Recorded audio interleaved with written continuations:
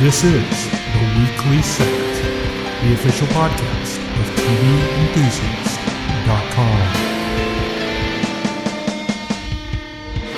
Episode 90, recorded January 11th, 2017.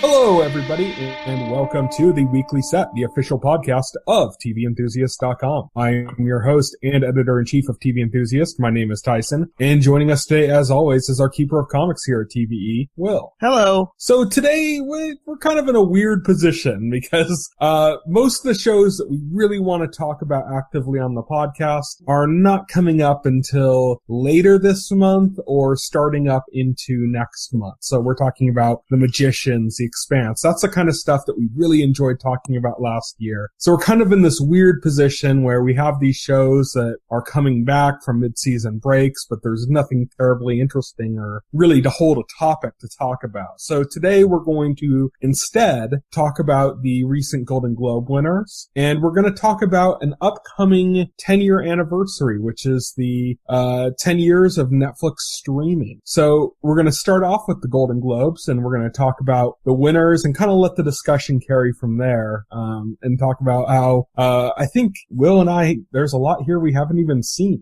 and what that means. So, let's kick it off by... Yeah, I was gonna say, what does that mean? It says, am I so out of touch? No, it's the Golden Globes who are out of touch. So let's kick things off here. Best drama. So this is the big award of the categories. This year it went to The Crown, which is a Netflix series. It's about Queen Elizabeth, the current monarch of England, and when she took office from King George. If you've ever seen the King's Speech, that was about King George, who took over because his brother advocated the throne because he married some woman that wasn't deemed proper for the royal family, so he decided not to be king, and so King George became king. So, you know, typical British royal conundrum politics bullshit. Yeah, blah, blah, blah. As much as I find... Yeah, go ahead. The Crown is telling the story about King George's failing health and then Queen Elizabeth coming into power and becoming the new queen when King George dies. And yeah, it's got a fantastic cast. It's very British period piece type, you know, royal. It's if you have ever seen a British movie or TV series about the royalty somewhere near that era, then you know exactly what to expect, because they're all pretty much follow the same cues and look and standard. But yeah, so good performances. John Lithgow does a surprisingly good performance as Winston Churchill. I just find royal dramas to be exceedingly boring. They've always been boring to me. I don't care about British royalty, never did. But you know, I want to say, despite that, good on Netflix for winning Best Series Drama. This shows what a force Netflix is, and it kind of ties into what we're going to be talking about later, so that's kind of cool. So yeah, but that show, not really for me. Yeah, I've watched a few episodes of it. It's pretty good. It's a very slow burn. And, you know, if you're kind of bored by that kind of stuff, this is not going to change your mind. It's very, very slow burn. Well, gee, a slow burn about a subject I could care less about sounds even worse. Not going to do anything for you. Yeah. I think I mostly like it because of the actors involved in it and the kind of... Oh, John Lithgow is fantastic. I love him. Yeah. Matt Smith, who played the Doctor in Doctor Who, he's in it. Nice. Trying to think of who else is in it that's really big. God, I can't even think of his name right now. There's a character actor in it that I really like who he played, did you watch the Sherlock Holmes movies, the recent ones with Robert Downey Jr.? The guy who played Moriarty in the Sherlock movies, and he was in Fringe, and he's been in a bunch of stuff. He was on Mad Men. He's in it as King George. Yeah, lots of good performers. Lots of people, if you watch a lot of British stuff, are going to be, oh, that guy. No, that guy. But yeah, I don't know. It's not exactly something that's going to appeal to our demographic. Nah. So it beat out Game of Thrones, which I think a lot of people are expecting was going to take it. A lot of people, a lot of people were expecting. I knew the Golden Globes would do something edgy, like deny it to Game of Thrones because Well, there's two things like big award shows like the Golden Globes and the Oscars love, and that's British period pieces and music and like old traditional musicals. Yeah. And that was in full effect in the Golden Globes, because we're not going to talk about the film side, but basically La La Land took almost everything in Golden Globes last night as well for the movie categories, and that's like an old style musical. So basically, that's what's going to win. Are so predictably dull in their tastes. pretty much. So The Crown also won for Best Actress in a Drama. That was Claire Foy, who plays Queen Elizabeth, a young Queen Elizabeth in it. Did a perfectly great job. Can't say anything against it. But yeah, No. I mean, just not within our demographic. For Actor in a Drama, it went to Billy Bob Thornton for his role in Goliath, which is an Amazon series. So basically in the drama category, every award went to a streaming service. But Billy Bob Thornton, have not seen Goliath. I might eventually. It's just, this is the thing, I heard on a podcast recently, and it was said that, the guy in the podcast I was listening to, he's another TV editor, and he was saying, that he would try to watch all of the big shows because he felt guilty if he didn't, being in the job he was in. But now it's gotten to the point that that's just impossible. You just cannot do that. Like, even if you just regulate yourself to only watching like the critically lauded best shows, there's still too many of those now. Like, there's so much that it's just impossible to watch all of that. It's much more so than in the case of like movies and stuff, which are also shorter. But there's way more new shows coming out than there are movies. A film is a lot less of a time commitment. You're just saying 2 hours. That's all you need to commit to this story. A TV but show. Even ignoring that, there's like more new shows coming out than there are movies. Yeah, than there are movies too. There's more new shows, and a show that's at least a 13-hour commitment. Yeah. So it's just impossible now. So that's the thing, is you're going to start seeing a point which is kind of good in a sense, where maybe you'll get like the Emmys, the Golden Globes, the Screen Actors Guild, like all those kind of award shows, and every single one will have a completely different pick for the winners because they're diversifying so much, which is kind of good because it's going to, should spread the idea of like, trying different kinds of shows or something rather than just honoring like one or two and that's it. Which is kind of like the fault that the Emmys and the Golden Globes had fallen into for years before. But yeah, I mean, it's really interesting that this is like becoming such a time where like that editor that I mentioned in the podcast, I would try to watch anything that was like really heavily critically acclaimed. I can't watch all of this. I just can't, Yeah. I had to make decisions. Some stuff I'm behind on, some stuff I plan to watch, some stuff I just said, I'm never going to watch this. I have a full plate too, and you keep asking me to watch new shows.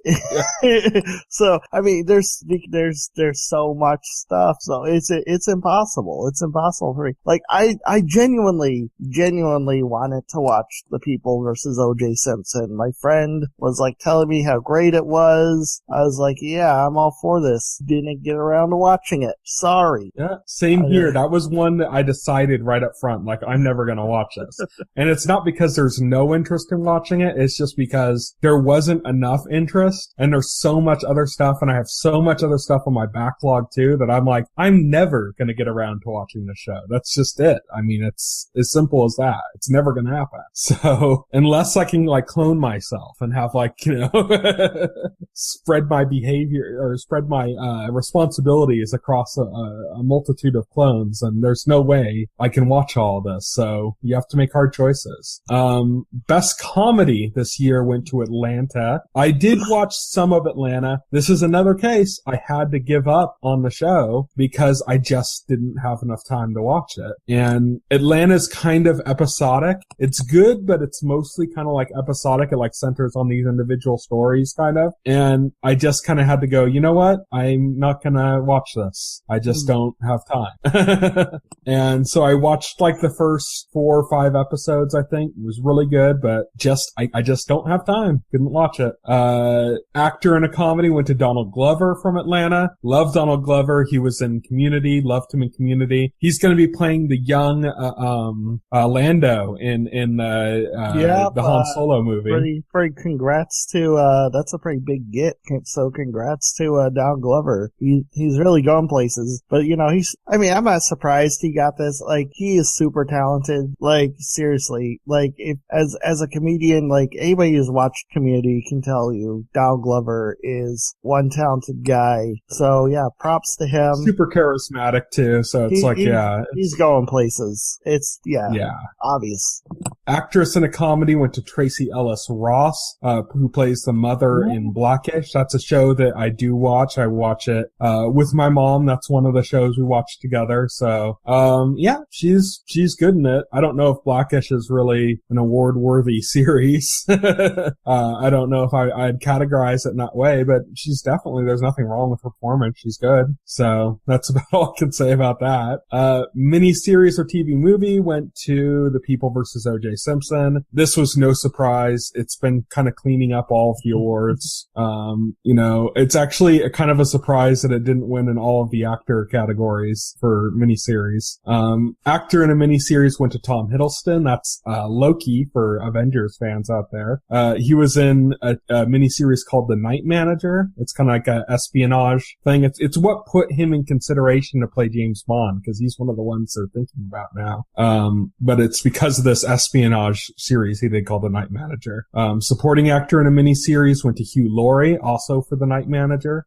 He played the villain of that show, the Bond villain of sorts. I thought that was a movie. No, it was a miniseries. It was like I think it was like 8 episodes or something. I don't remember exactly, but it was a miniseries.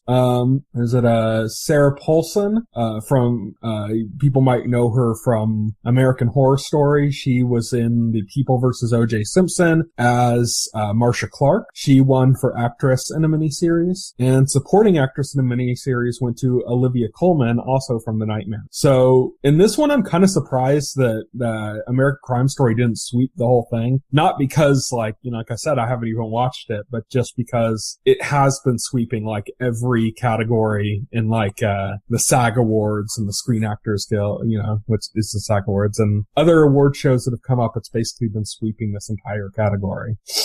Honestly, though, I'm never gonna watch it. No, I mean, most of the stuff I'm not gonna watch at all. Blackish, I don't really care. Night Manager, maybe I'll watch that sometime. I'm not like in a huge rush to see that. It's a little slow burn, but it's espionage. So if you're not into that, so I mean, I like Hugh Laurie, I like Tom Hiddleston, I like espionage. Seems cool. That sounds like something I would watch. The People vs. O.J. Simpson is something I still want to watch. The rest of it, probably not. I don't really care.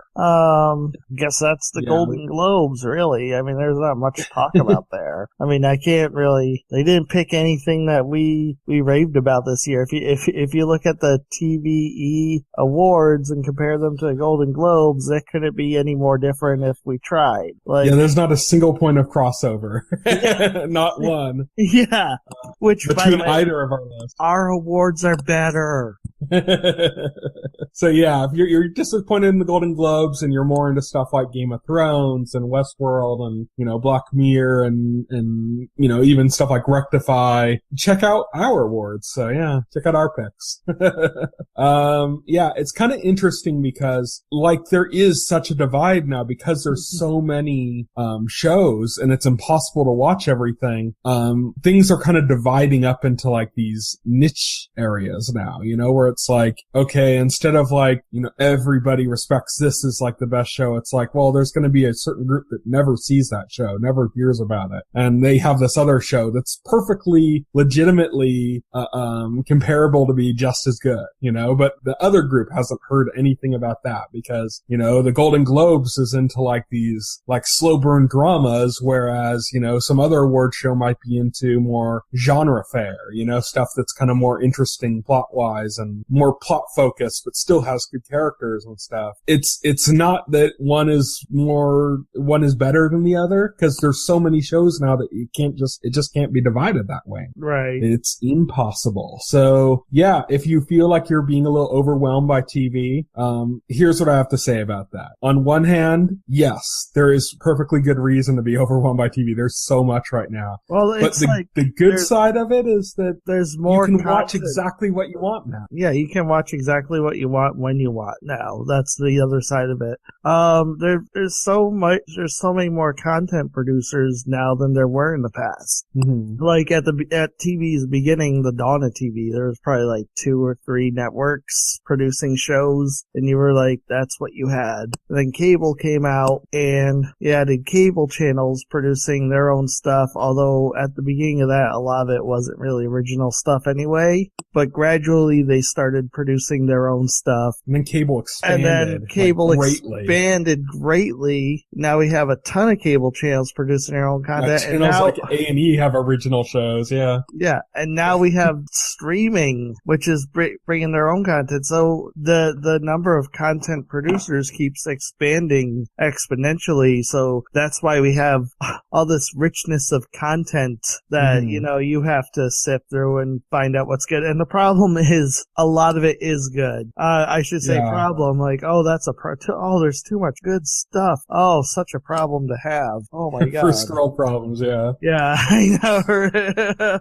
That's the thing though now, is that you can watch shows that cater almost your exact desires and wants now and have choice. That's the crazy thing. Not only can you go like, I only watch shows that take place in a medieval setting with, you can be like ultra specific, and then even being ultra specific, you have choice because there's so much. And that's kind of like the brilliance of what's happening with TV right now. It's like, yes, it is overwhelming. Yes, it's going to be impossible for you to watch every great talked about show. But I mean, that's been the case with like books for how long? 100 years? Yeah, for 100 years. That's been the case with music since self-producing became a possibility in like the 90s. You just gotta, as time goes forward, it's gonna be a thing with everything. You're just gonna have so much, and there should be an overwhelming amount of content, because that means that there's gonna be something that caters to your taste, even if your tastes are incredibly niche, Mm-hmm. Like say you want a show about lesbian gamer girls or something. I'm pretty sure that exists somewhere.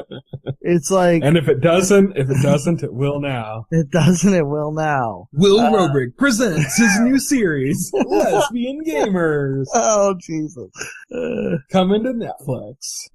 Which, that segues us in, just when we talked about, like, the exponential growth once streaming became a player in here, too. This Monday, January 16th, marks the 10-year anniversary of Netflix streaming. This isn't, like, streaming shows, like, say, House of Cards or something, but just having a streaming service, period. Netflix started out as a DVD by mail. It's weird even thinking about that, isn't it? That was what Netflix was, and that it still is. It was Netflix. Yeah, it was like it was a DVD by mail service, which I thought at the time that's kind of useless. I could just go to Blockbuster and get one same day. Why would I sit there and wait for a DVD to come in the mail? Like when Netflix first, I just totally disregarded it, because I'm like, wait, that just sounds lame to order a movie and then wait for it to come in the mail, when I'm so used to going to the video store and having the movie I want to watch that day. Like, the instant gratification is what I'm all about, and waiting for stuff in the mail is not instant gratification. That's like the exact opposite. So I just thought it was silly. I ignored it. I mean, I thought cool for people who use it, but it's not for me. I don't want to wait for DVDs to come in the mail.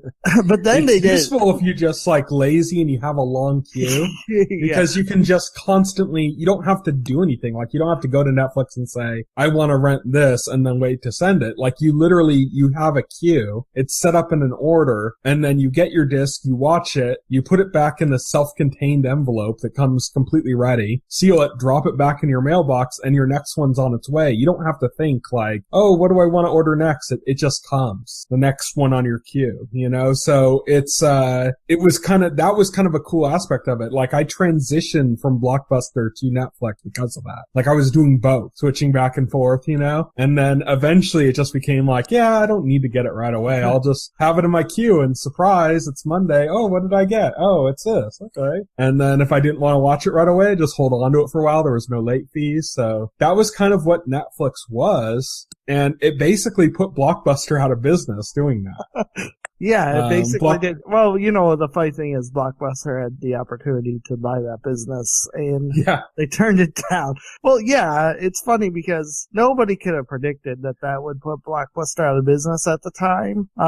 It still seemed like Blockbuster had the edge. What really brought Netflix into my sphere of this is something I'm paying attention to is the instant streaming. Once they did instant streaming, then they brought that instant gratification thing I was talking about, but even better than Blockbuster. Much faster than Blockbuster. Because now I don't have to leave my house. I just press a button and I'm watching my movie. That's what I'm talking about. When it first came out, it was pretty miserable when it first came out. There was hardly anything on there. I didn't get it when it first came out because I don't think I knew that was a thing until probably 2 or 3 years into like the fact that they were doing it. Like somebody mentioned they were streaming a movie on Netflix. I'm like, what is this? What?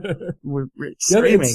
It started out as just a benefit you got as with the rest of your Netflix subscription. Yeah. So you paid the same price you paid for your Netflix subscription, and I prescribed you 2 DVDs from Netflix. You start with your Netflix subscription, and from that you also get Instant. But Instant was pretty shit at the time. It was kind of like an experiment. It came out and it was like, oh, okay, well now you can watch, you know, like 20 movies, most of which are already on like HBO and other stuff. So it wasn't that great, but they started getting a few kind of like weird, quirky ones. And it was like, okay, that's more interesting. And it just started expanding. And where it really hit wasn't so much with movies, but TV series. That's where it really started making its mark, because you went from going like, okay, you know, it's more convenient than renting from Blockbuster, but you know, the selection shit compared to Blockbuster. But when they started going like, okay, well now we have, you know, all of Buffy the Vampire Slayer on there. Well, now it's like, okay, yeah, you could rent some of that stuff from Blockbuster, but it was mostly movies, you know? They had a section for TV stuff, but you had to like rent one DVD at a time. And so it's like, you know, if you were binging late night and watching like the whole DVD and you're like, oh, okay, let's go out to get the next one. Oh, Blockbuster's closed. You know, it like put a stop to it. So that it started this like idea of binge watch. You would like go, okay, yeah, I start watching the show and I watch for as long as I want to watch. Right. So that started the binge watching trend. I mean, before that, binge watching meant like, well, let's stay up and watch the 24 DVD set we bought, you know? Yeah. Well, see, the funny thing is back then, like, I would rent those at Blockbuster. Like, I watched Dexter by renting the DVDs at Blockbuster, like for the first few seasons. And, I think for the first 2 seasons, it was because we rented the DVDs from Blockbuster. So it wasn't, and then I think afterwards, like Netflix.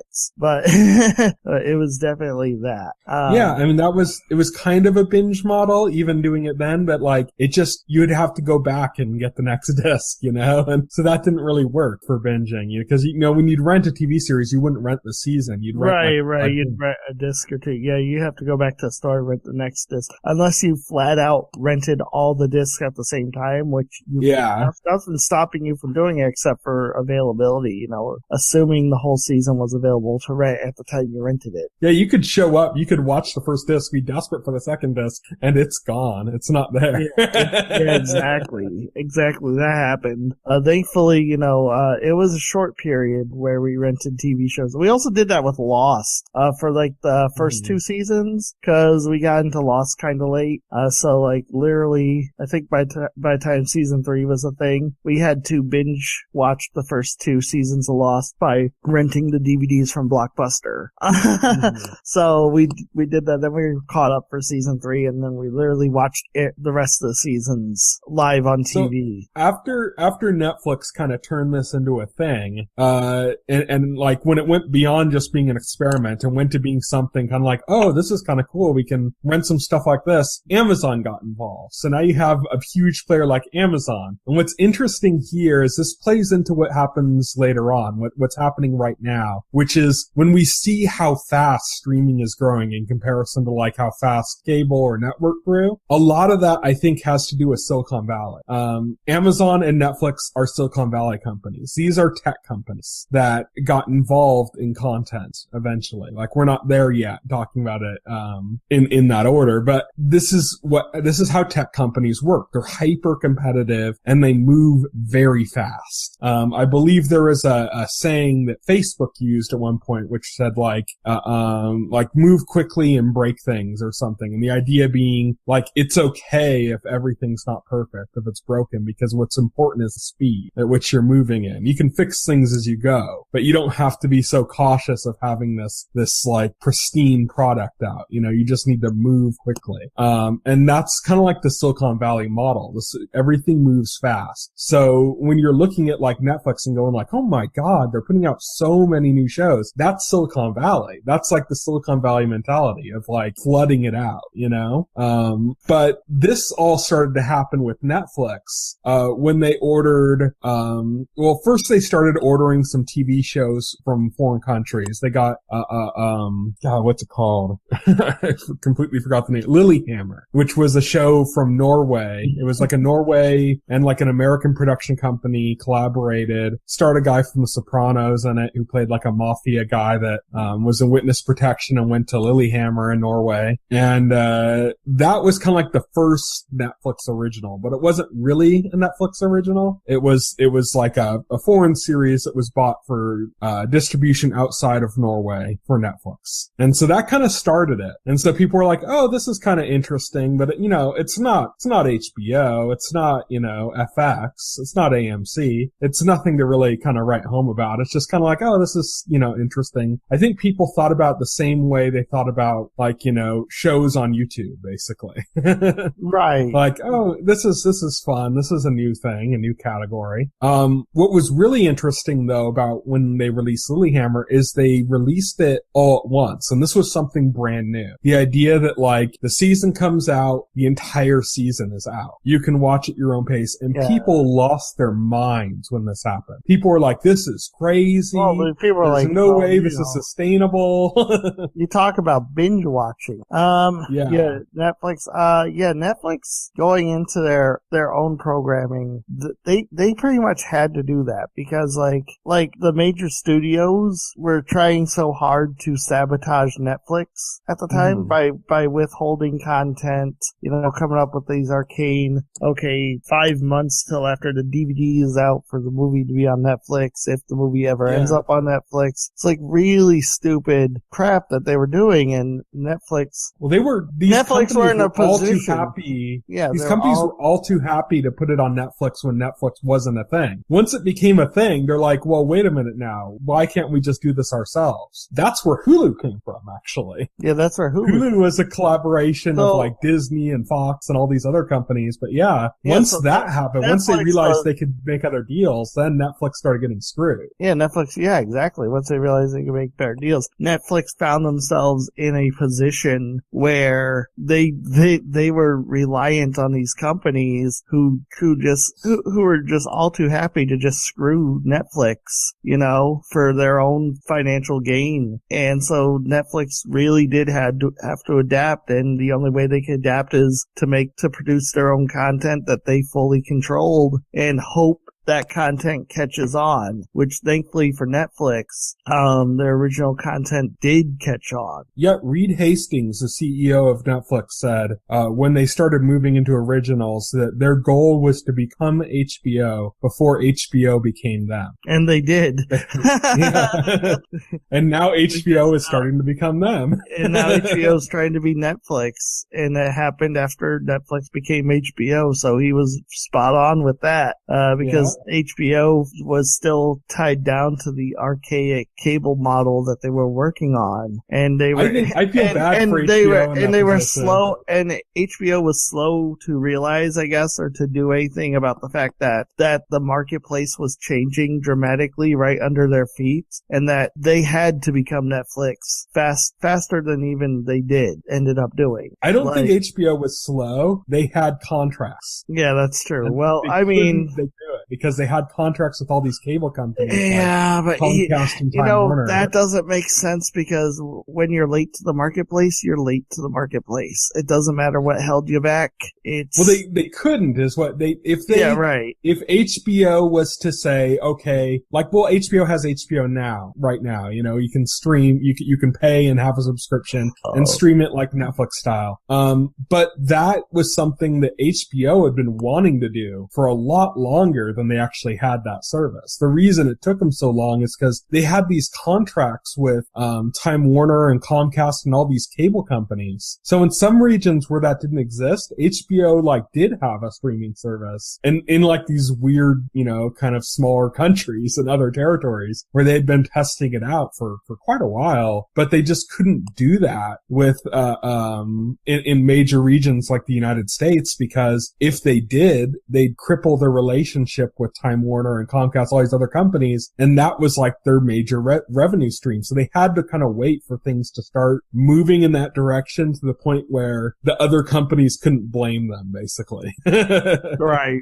exactly. They basically had to preserve Time Warner, Comcast, AT&T. They had to preserve their feelings. They had to hold their hand and say, it's going to be all right. Mommy's going to work now, but that doesn't mean I'm abandoning you. And that's what it took for HBO to leave and start, HBO Now.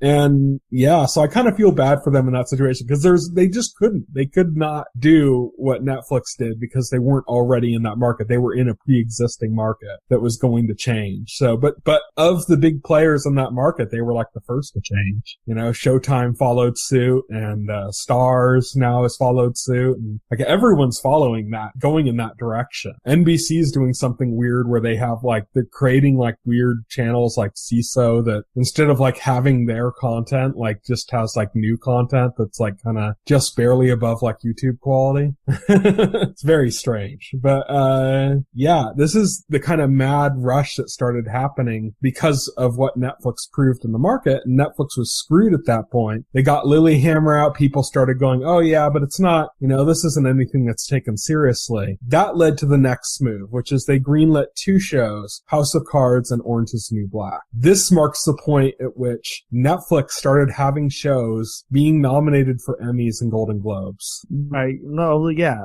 They just got one of their original series just won a Golden Globe, as we mentioned earlier. So you could say you've come a long way, baby, Netflix.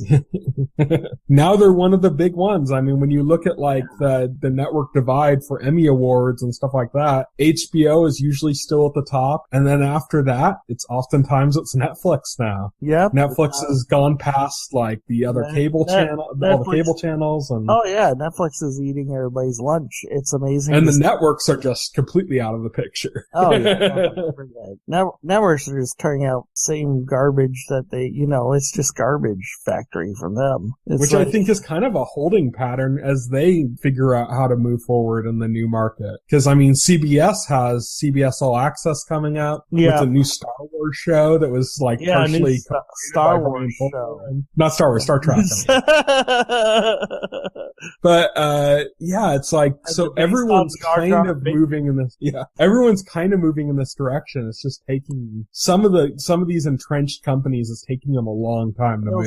I'll see how CBS does with All Access. I'm not expecting that to be successful, just because I don't think people want to subscribe to 50 million streaming services. I don't think that's the answer. The answer isn't to make your own streaming service, because no. Well, that's something that Amazon's doing, which is interesting, where you can subscribe to, Starz and HBO and all those, they have their own streaming services, but you can also subscribe to stream their shows through Amazon. Right. You can have your Amazon Prime subscription and do it, and it's kind of Amazon's working like a cable company, where you would say, yeah, I want to add HBO to my cable, lineup. And I want to add the premium plus tier that includes Showtime and the movie channel. It's like these kind of things that we would see in the cable company. Now we're starting to see with Amazon, where you could say you have like a digital cable subscription, basically. Right. Yeah, definitely. So it's just the entire industry is changing. And now Netflix has, I believe they said in 2016, there were 30 original scripted shows on Netflix.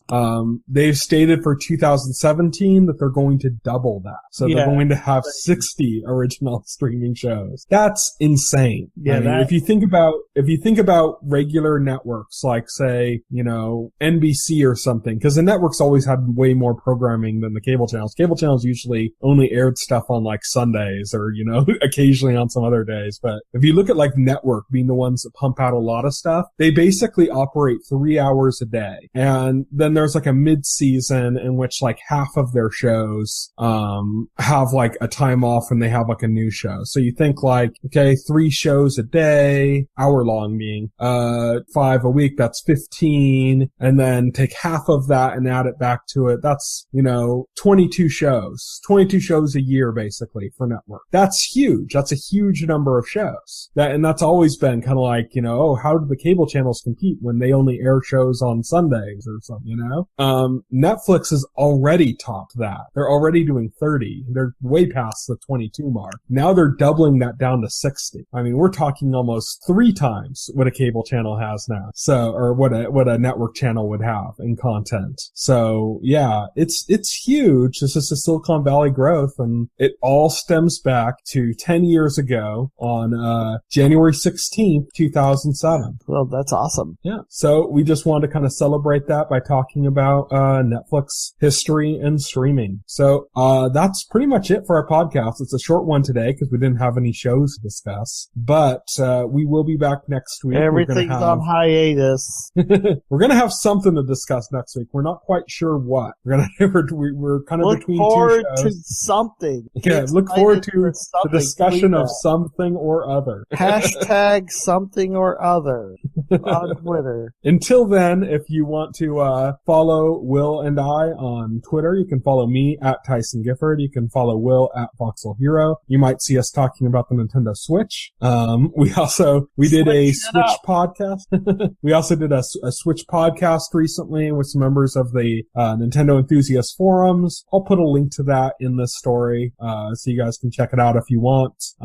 Go to the main story at TVEnthusiast.com. There'll be a link in there to that podcast that we did, where we're talking about the Nintendo Switch. So yeah, if you're wondering what we're going to be doing the next week before the next podcast, that's pretty much going to be it. We're going to be binging on Switch content from Nintendo. So you can check out our Facebook page, our YouTube channel, as well as our site, TVEnthusiast.com. You can subscribe to our podcast through any major podcast client like iTunes or Pocket Cast, and the entire backlog of our podcast is available on our YouTube channel. So that's it, everybody. Thank you for listening. Bye. Bye.